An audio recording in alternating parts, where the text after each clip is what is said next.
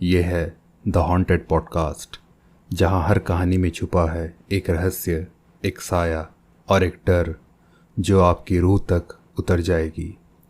तो अपने अपने हेडफोन्स लगाइए, आंखें बंद कीजिए और खो जाइए उस दुनिया में जहाँ से लौटना किसी के बस की बात नहीं। मैं श्रीदत्त स्वागत करता हूँ आपके अपने चैनल द हॉन्टेड पॉडकास्ट में। तो चलिए बिना देरी किए सुनते हैं आज की डरावनी कहानी।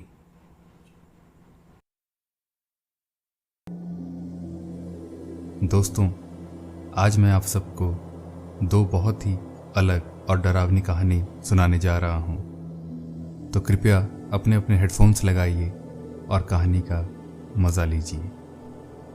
ये पहली कहानी है तरुण की।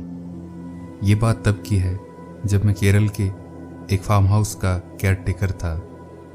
तब मैं करीब 22 साल का था। पैसों की तंगी के कारण मुझे वो जॉब करना पड़ा था। वो फार्म हाउस काफ़ी बड़ा था और 200 एकड़ में फैला हुआ था। फार्म के एकदम लास्ट में ही वो फार्म हाउस था। फार्म के मेन गेट से फार्म हाउस तक काफ़ी लंबा रास्ता था, लगभग 200 मीटर होगा।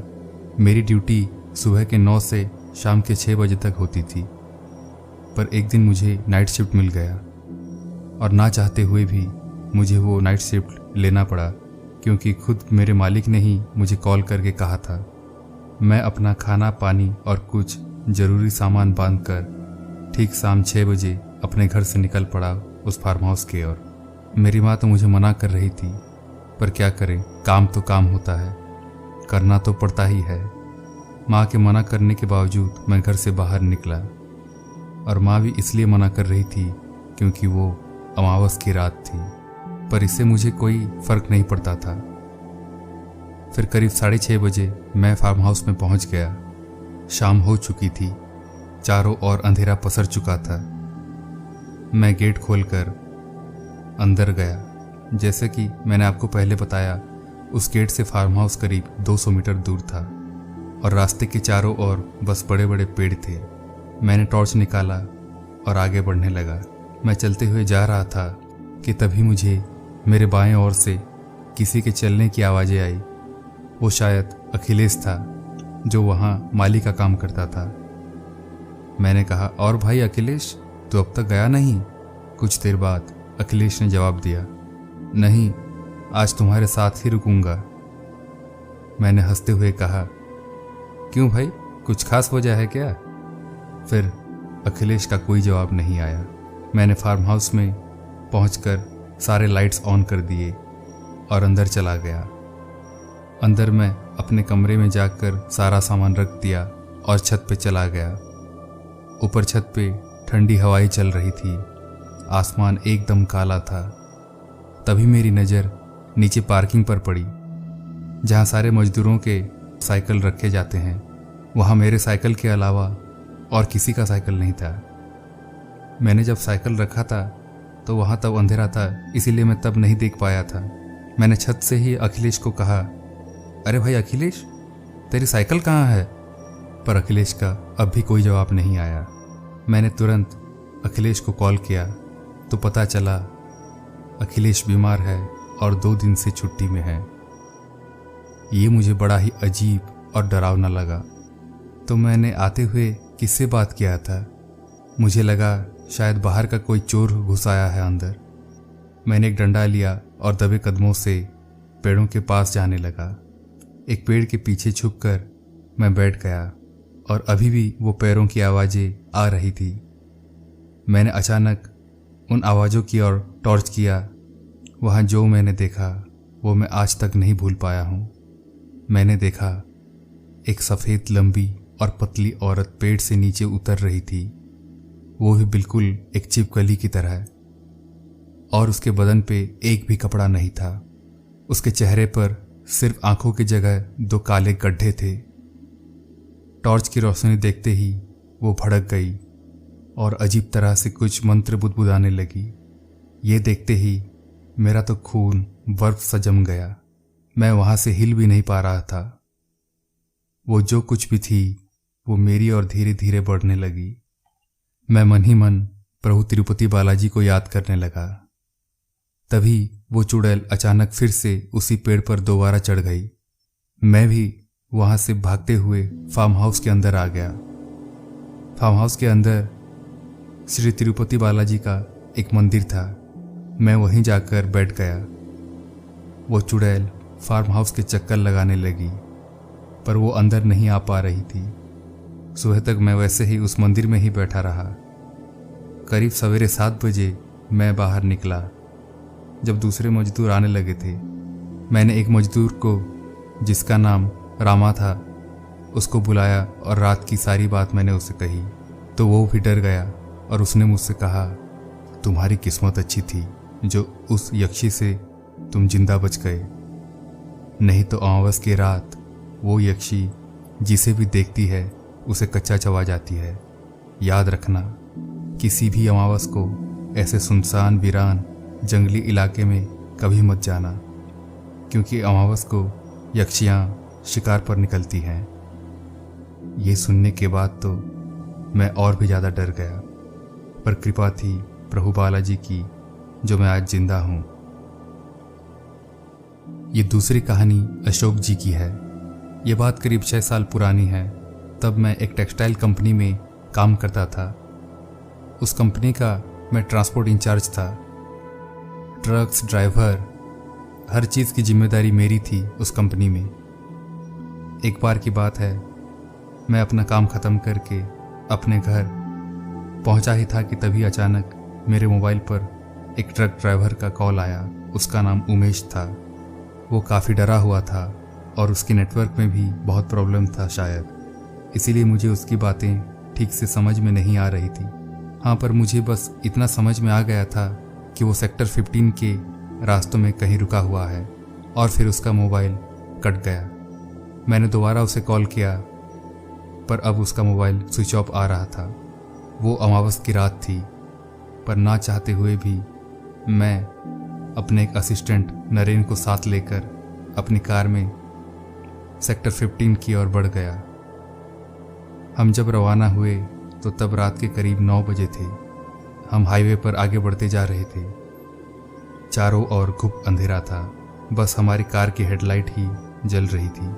रास्ते एकदम सुनसान पड़े हुए थे। हमारी कार के अलावा और एक भी गाड़ी रास्ते पर मैंने नहीं देखी। मैंने नरेन से पूछा, अरे नरेन, आज रास्ता कुछ ज़्यादा सुनसान नहीं लग रहा है? नरेन ने जवाब दिया, आज अमावस की रात है, काली अमावस। आज रात कोई इंसान जानवर घर से बाहर नहीं निकलता। मैंने कहा, अरे नरेन, क्या तुम डर रहे हो? कुछ देर चुप रहने के बाद नरेन ने जवाब दिया, डरना पड़ता है साहब जी, डरना पड़ता है। फिर हम बातें करते हुए आगे बढ़ रहे थे। करीब रात 11:30 बजे हमें अपने सामने वही ट्रक खड़ा दिखा। वो इलाका एकदम सुनसान और वीरान था। रास्ते के दोनों ओर बस बड़े बड़े घने पेड़ लगे हुए थे और उन पेड़ों के पीछे से जंगल शुरू होता था। वहाँ हमारे अलावा और कोई नहीं था। हम कार से उतरे और ट्रक की ओर गए। ट्रक अंदर से बिल्कुल खाली था, मतलब वहाँ कोई नहीं था। फिर मैंने ट्रॉली को देखा तो माल बिल्कुल सही सलामत था। मैंने ट्रक ड्राइवर उमेश को वहाँ पुकारा, उमेश भाई, उमेश कहाँ हो? पर मेरी पुकार जैसे हवा में ही कहीं गायब हो गई। तभी नरेन ने मुझे रास्तों के किनारे बुलाया। मैं गया तो देखा वहाँ उमेश का मोबाइल पड़ा हुआ था। मुझे लगा ये सब लुटेरों का काम है, पर एक बात है, अगर लुटेरे ये सब करते तो ट्रक सही सलामत कैसे छोड़ जाते। अब मुझे थोड़ी घबराहट होने लगी थी।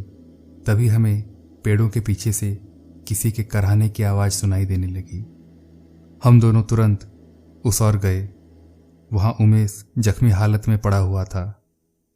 हमें देखते ही वो डर के मारे चिल्लाने लगा और बेहोश हो गया। हम उसे उठाकर मेरे कार में लेकर आए। वो काफ़ी डरा हुआ था और शायद इसीलिए उसे तेज बुखार भी था। मैंने उसे पीछे की सीट में लिटाया और नरेन को उसके साथ हॉस्पिटल भेज दिया मेरी कार में। फिर मैं ट्रक पे आ गया और ट्रक स्टार्ट करने लगा, पर पता नहीं ट्रक आगे ही नहीं बढ़ पा रहा था। मुझे बिल्कुल समझ में नहीं आ रहा था कि आखिर हो क्या रहा है। फिर अचानक मेरी नज़र रियर व्यू मिरर पे पड़ी। ट्रक के पीछे मुझे 2 लंबे साए दिखे और उन्होंने ट्रक को पकड़ लिया था। वो साए इंसान नहीं थे, ये तो मुझे उन्हें देखते ही पता लग गया था। फिर मैंने ट्रक की स्टीरियो में हनुमान चालीसा लगा दिया और दोबारा ट्रक को आगे बढ़ाने की कोशिश करने लगा। इस बार भगवान की कृपा से ट्रक आगे बढ़ गया। मैंने तुरंत ट्रक की स्पीड बढ़ाई और आगे बढ़ता चला गया, पर वो दोनों साए अब भी मेरा पीछा कर रहे थे। कभी वो ट्रक के साथ दौड़ते तो कभी ट्रक के ऊपर उड़ते या फिर ट्रक के आगे भी कभी दौड़ते। कुछ 2 घंटे बाद वो दोनों साए मेरे नज़रों के सामने से गायब हो गए और फिर मैं एक पेट्रोल पंप में जाके पहुंचा। वहां मैं रुका और पानी पिया। तभी वहां के एक लड़के ने बताया कि आगे एक कार का एक्सीडेंट हो गया है अभी। फिर मैं भी उस लड़के के साथ देखने चला गया तो मैं बिल्कुल सन्न पड़ गया। वो मेरी ही गाड़ी थी जिसमें उमेश और नरेंद्र थे और वो दोनों मर चुके थे। मुझे लगा शायद ये काम उन्हीं साए का होगा। वो रात एक मनहूस रात थी जो मैं मरते दम तक कभी नहीं भूल सकता। दोस्तों, ये तीसरी कहानी है राघव जी की। ये बात कुछ 8-9 साल पुरानी है। तब मैं अंबिकापुर के एक राइस मिल में काम किया करता था और वहाँ से मेरा गांव सिर्फ 20 किलोमीटर दूर था। तो मैं रोज बस में ही आना जाना करता था। सवेरे 7 बजे जिस बस से मैं जाता, शाम को 6 बजे उसी बस से ही वापस आ जाता। जिंदगी काफ़ी आराम से और सुकून से चल रही थी।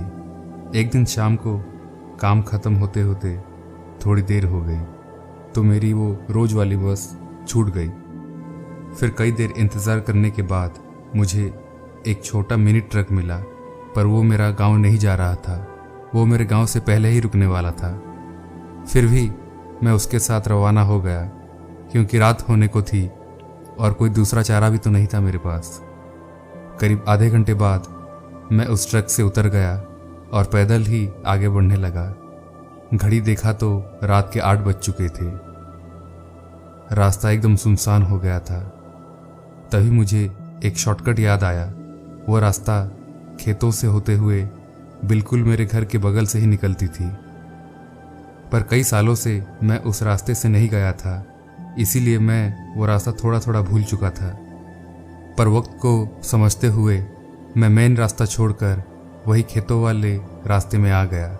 मैं पगडंडी पकड़कर आगे बढ़ता चला जा रहा था।